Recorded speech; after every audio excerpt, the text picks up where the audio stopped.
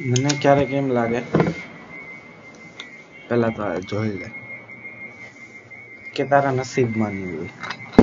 મેં જમતા જમતા 15 મિનિટનો વિડીયો ઉતાર્યો,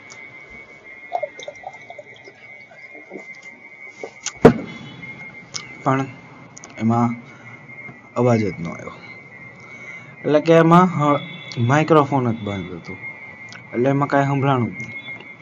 એટલે હું તને ફરીથી એક્સપ્લેન કરું તો આખું કે ઇન્ટરનલ પોલિટિક્સ શું. એટલે કેવું કે જ્યારે વર્ષો પહેલા, એટલે કેવું કે હવે ઘરે કંઈક માની લે કે હારે જમવાનું બનાવવાનું છે,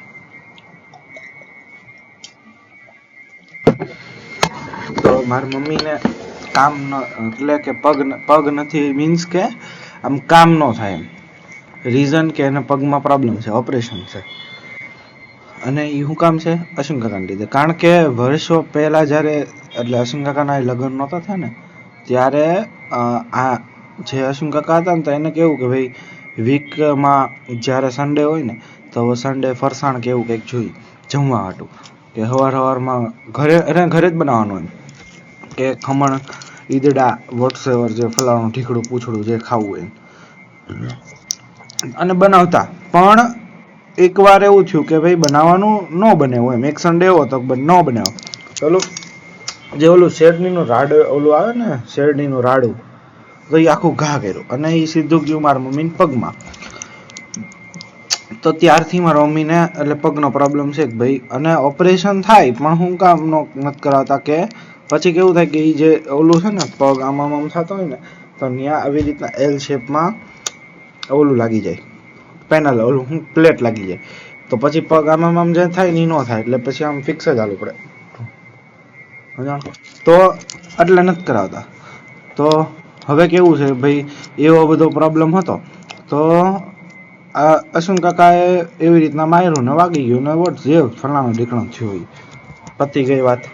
પછી અત્યારે કેવું કે ભાઈ ઘરે હારે જમવાનું હોય ને, તો મમ્મીને તો કાંઈ કામ થાય નહીં, તો એ ન હોય, એટલે આમ લેટ જાય, કાં તો જમવાના ટાઈમે જાય કે ગમે.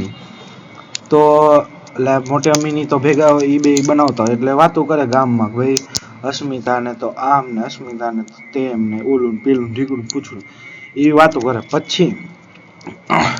પછી શું કરે, પછી મમ્મીને કેવું હોય કે અમુક વાર એવી સિચ્યુએશન થતી હોય કે પપ્પાને નથી જમવાનું અને મમ્મીને ન જમવું હોય, કે ભાઈ ન ખાવું હોય કે વોટસેવર, આપણે જેમ થાય એમ નથી ખાવું, તો એ એમ કે ભાઈ તારે એકને જમવાનું છે તો તું નીચે જમી લેજે. કારણ કે ઇનડાયરેક્ટલી તો અમે જોઈન્ટમાં જ છીએ, કે હારે જ તે રેવી છે. તો એ થયું તો અમારું જ ઘર, કે હાલો મોટા અમ્મીનું, તો નીચે કહી દે કે ભાઈ તું એક નીચે જમી લેજે એમ. તો મોટી અમ્મી શું કહે કે ભાઈ બધાને, મતલબ કે આમ મારી સામે જ મોઢે જ કહે તો તાર મમ્મીને જમવાનું ન બનાવવું પડે ને, એટલે એ કે એમ કહી દે કે મારે નથી જમવું અને તને એકને નીચે મોકલી દે એમ. એટલે પછી ધીરે ધીરે મેં બંધ કરી દીધું. પછી કેવું થાય કે ઘણી વખત બહાર ગયા હોય મમ્મી, હું કોલેજ ગયો હોય કાં તો મોડો આવ્યો હોય, અહીંયાથી કેવું કે અમે માલિક છીએ, ટાઈમે ઘરે જઈએ કે 12 વાગે કે વોટસેવર, પણ થોડુંક આમ ટાઈમનું પંક્ચ્યુઆલિટી હોય કે ભાઈ 1 વાગે જમવાનું, બધા જ્યારે આખો સ્ટાફ જાય તો એના જવાનું ને 2 વાગે જવાનું, તો એક આખી ઓલું રહે એમ. તો આપણે હવે 1 વાગે જાવી ને, એ લોકો મોટા અમીન ઘરે કેવું કે ભાઈ 11:30 12 વાગે જમી લે, 11:30 12 વાગે જમી લે. તો પછી બોલે કે ભાઈ અમારે નવરું જ નહીં થવાનું ને 1 વાગે મોડા આવે, તો એની કરતાં જમવાનું જ મન ન થાય, કે ભાઈ એને જમવા જ નથી, એના કરતાં ભૂખ્યું રહી લેવાય એમ. સમજાણું? એટલે એ પછી પોઈન્ટ જ આખો રહેવા દીધો. પછી કેવું કે ભાઈ આંટીએ તો નહીં 15-20 વાર ઘરના એવા બાંધણા કરાવ્યા હશે ને, કે આ તો જોઈન્ટમાં છી અને બધા, મતલબ કે પપ્પાને એને વધારે આમ ભળે તો વધારે સારું છે એમ, બાકી તો ક્યારના જુદા થઈ ગયા. એટલે આંટીનું કેવું છે કે ભાઈ, અને ફ્રેન્ડ સાઈડ વધારે, કે ઇન કેસ એનો કોઈક ફ્રેન્ડ, મતલબ કે એટલે અશ્વિન કાકાનો ફ્રેન્ડ, તો એના ફ્રેન્ડની વાઈફ, હા, એટલે એક છે સ્વાતિ કરીને, સ્વાતિને તો ઓળખતી હશે શાયદ. તો સ્વાતિ છે, તો એને એમ કીધું હોય ને આંટીને કે એક સાઈડ તમારા એટલે એના ઘરના 4 નહીં જે જોઈન્ટમાં છે કે એક સાઈડ મોટી અમી ને એક સાઈડ સ્વાતિ, તો એ સ્વાતિને વધારે ઓલું કરે કે સ્વાતિની સાઈડ લેવાની, આવું તેવું ઢીકડું પૂછડું એમ.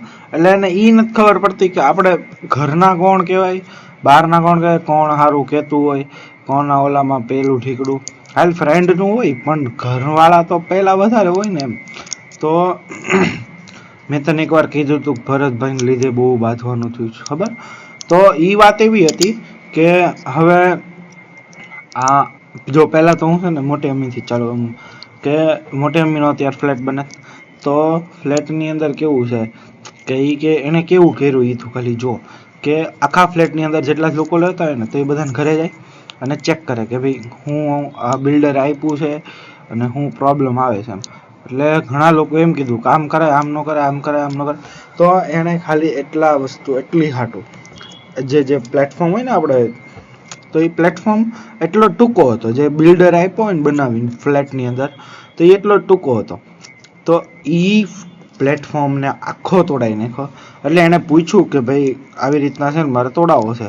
એટલે પપ્પાએ એમ કીધું કે ભાઈ આપણે જોઈન્ટમાં રહેવી છે ને એનો બધા ડિસિઝન પપ્પા, એટલે આમ મેજર અત્યારે કહેવાય ને તો અમારા પપ્પા, કે બધાને ઘરમાં નાનેથી નાની હોય ને તો એ મારા પપ્પાને કરવાનું એમ.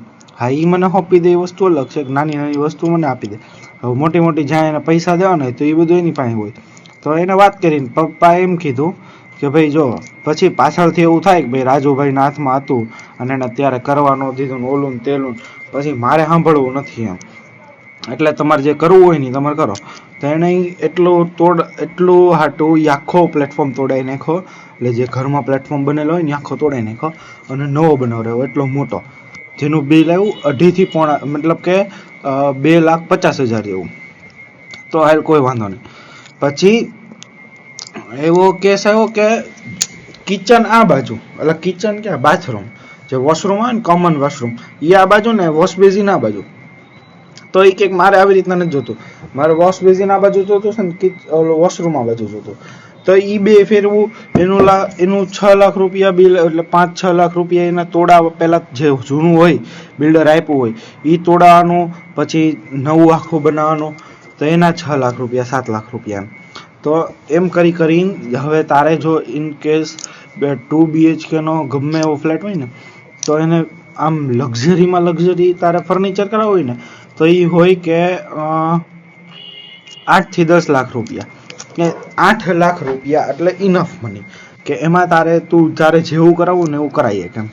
અને આ લોકોએ આ બધી વસ્તુ કરાવીને 18 થી 20 લાખ રૂપિયાનું ઇન ટોટલ આ બધું થશે. કે ચીમની ગણો કે નવું મારે વોશિંગ મશીન જોતું અહીંયા છે હું નહીં લઈ જાઉં તો મારે જોતું જ નથી, નામ ને તેમને આવા બધા ભવાડા કર્યા. એ કે આ નહીં લઈ જાઉં, ફ્રીજ નવું લઈ જઈશ ને આનું આ નહીં લઈ જાઉં ને ઓલું ને તેલું, સમજાનો કે રિપેર કરાય કેટલી વાર કરતા રિપેર કરાવવું છે, હવે હાલે એમ જ નથી, ઓલું પેલું ઠીકડું એમ કરીને બધી વસ્તુ નવી કરાવી એમ. તો મોટી ઓલા આંટી એમાં એમ બોલ્યા કે ભાઈ અત્યારે આંધળાને જેમ પૈસા વાપરશે, પછી જ્યારે બીજાનો વારો આવશે ને તો એમ કહેશે કે પૈસા જ નથી એમ. તો એમાં બાપુજી થોડા ફાયર થઈ જાય.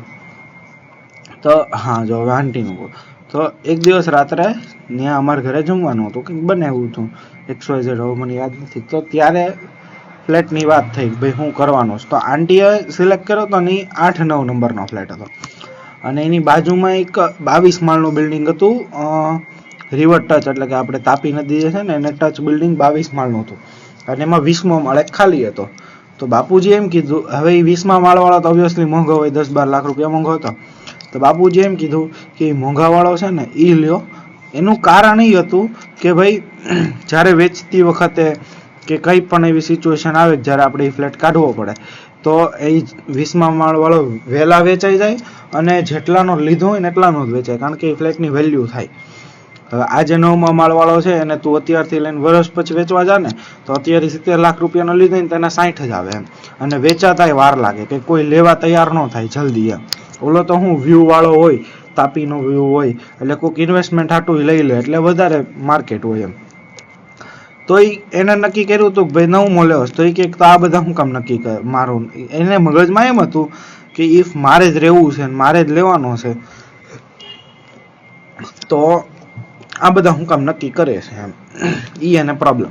અને આ બધામાં બાંધવામાં ઓલું પેલું ઢીકડું છું તેમાં અશ્વિન કાકા કાંઈ ન બોલ્યા, તો એને ઈ વાંધો તમે કાંઈ બોલતા નથી, રોયા, પછી ખાધું નહીં ને આન તેન બધા નાટક કર્યા, ભવાડા આયદા કે ઓમ ને તેમ ને હરખું ટકે ઢીસવાય ન દે, રોવરા હોય કે ઘરની લક્ષ્મીને રોવરા હોય છો આમ ને તેમ ને કર્યું.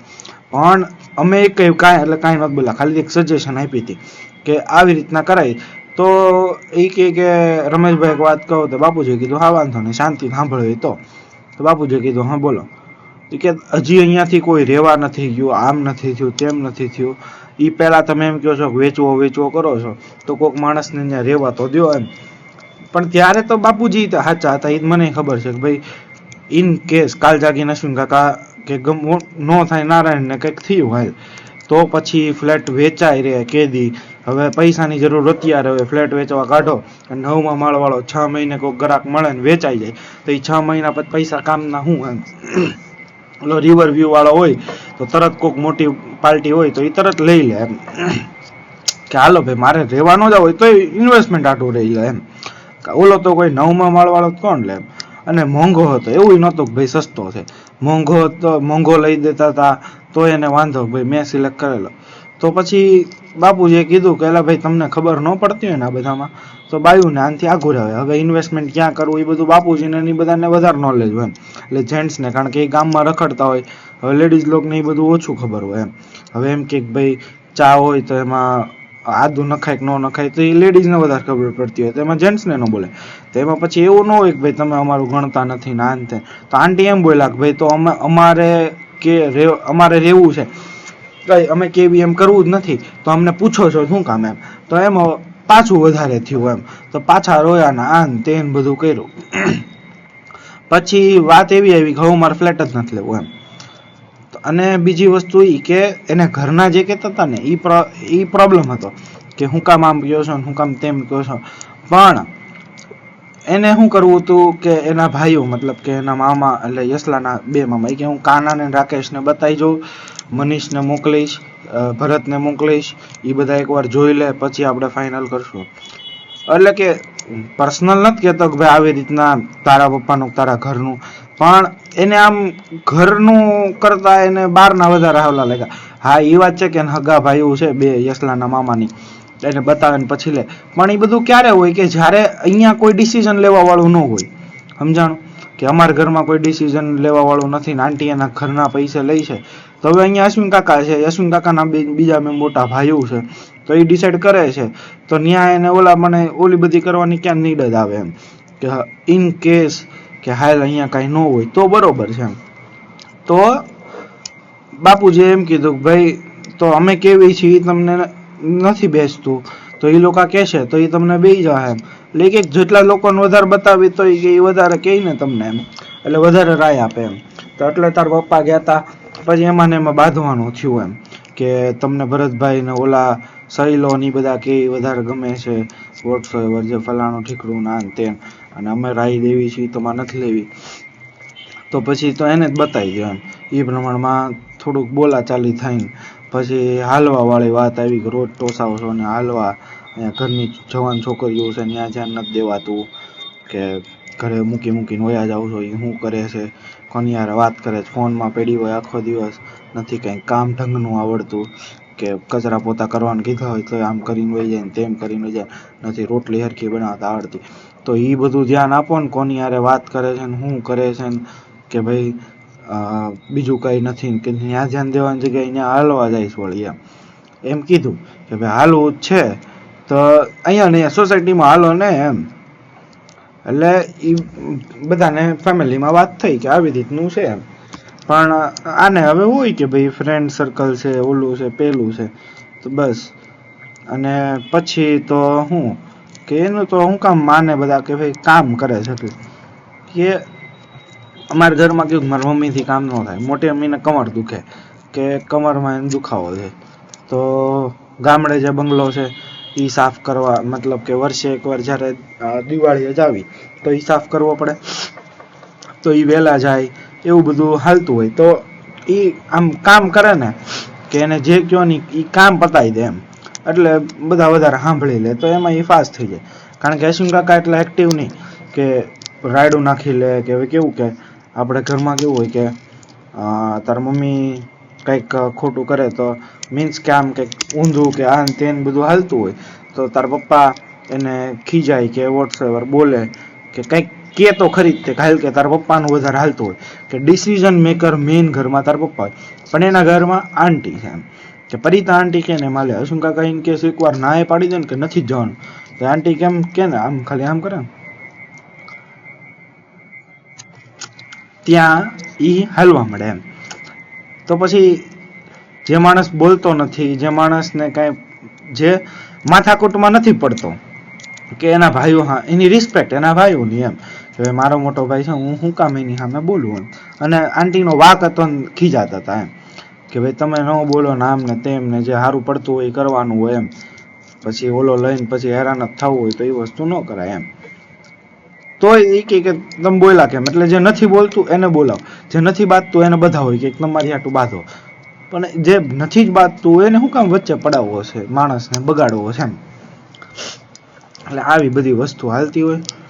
પછી કેવું કે મોટી એમ પૈસા તો અમારે કેવું છે કે ભાઈ હું કમાઉં, મારા પપ્પા કમાય, અશ્વિન કાકા કમાય, બાપુજી આમ ખાતે જાય પણ કંઈ કામ નથી કરતા એમ નિવૃત્ત છે, તો પૈસા બધા બાપુજીના હાથમાં દેવાના. ઇન કેસ હું કમાવતો હોય તો મારા બાપુજીના હાથમાં દેવાના. પૈસા જોતા હોય મારે પછી ઉપરના કે હું મહિને 4 લાખ રૂપિયા કમાણો તો 4 પહેલા બાપુજીને દીધા, પછી મારો જે ખર્ચો હોય કે હું મહિને 50,000 વાપરું, 60,000 વાપરું છું તો એ બધા મારા બાપુજી પાછા લેવાના એમ કે પપ્પા મારે એટલા પૈસા જોતા હશે તો એ બાપુજીને કહી દે ને બાપુજી આપે. એટલે આમ જેટલું માણસ કમાય આખા ઘરમાં એ બધી કમાઈ બાપુજીના હાથમાં દેવાની એમ. અશ્વિન કાકા નહીં થાય, મહિને 1 લાખ રૂપિયા એની સેલરી આવતી હોય તો એ 1 લાખ રૂપિયા એને બાપુજીને દઈ દેવાના એમ. તો એમાંથી 6 લાખ રૂપિયા આખા એ 6 લાખ રૂપિયાનું એટલે જે અમારું ફાર્મ જે છે ને સેવણી, એ ફાર્મમાં જે ભાગીદારી છે ને એ કઈ રીતની છે કે મોટી અમીન નામની છે. અને કઈ રીતે થઈ એ ખબર છે, પહેલા 3 ભાઈ નામની હતી કે એ ફાર્મમાં 3 ભાઈનો ભાગ એમ. પછી સાઈન કરાવીને આ કરાવીને તે કરાવીને બાપુજી આખી ઓનરશિપ છે ને એ એના નામે ન લીધી ને મોટી અમીન નામે કરી દીધી પૂછ્યા વગર. અને પાછળથી આ વસ્તુ ખબર પડી કે ઓનરશિપ આખી ફરી ગઈ છે, એટલે હવે કે ફાર્મમાં બીજા કોઈનો ભાગ નહીં, મોટે અમીન એટલે ઇનડાયરેક્ટલી બાપુજીનો જ ભાગ થયો ને એમ. એટલે એવું બધું હાયલા કરે આમ તેમ ને પછી જોઈન્ટમાં તો પછી હવે ઠીક કે 1-2 ઓલા પતી ગયા છે બેનું ના, અને હજી લગ્ન ને એવું બધું આન તેન બધું બાકી છે. ઉર્વિલભાઈના લગ્ન, કારણ કે બાપુજી તો કમાતા નથી તો ઉર્વિલભાઈના લગ્નનો ખર્ચો, અને પછી બેનુંના ખર્ચા આવતા હોય કે પ્રેગ્નન્સી હોય તો આ 1 લાખ રૂપિયા જોઈ છે. પછી હર્ષભાઈનો હજી હોસ્પિટલનો ખર્ચો આવશે, અમારા બધા નાના લગ્ન, એટલે હજી જોઈન્ટમાં હાલે છે એમ. કારણ કે પછી બાપુજીને એકલાને કેવરાવે ને કે ભાઈ કમાણી કાંઈ ન હોય ને ઉર્વિલભાઈને લગ્ન કરવાના થયા હોય તો ખાલી અત્યારે આ સમયમાં ખાલી એન્ગેજમેન્ટ કરવા જાવ ને તો એ 20 લાખની એન્ગેજમેન્ટ થાય એમ. બસ પતી ગયું. Good morning Babu, bye bye, love you.